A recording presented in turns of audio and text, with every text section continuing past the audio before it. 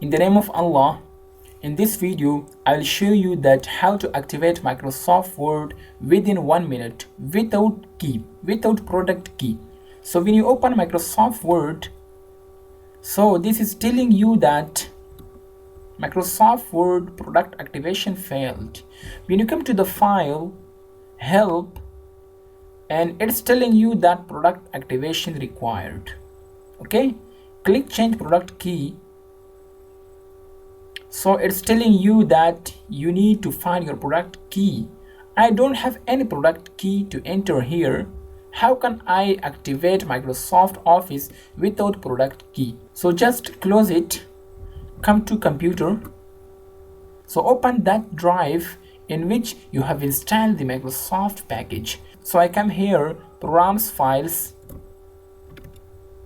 common files, Microsoft shared, Office Software Protection Platform.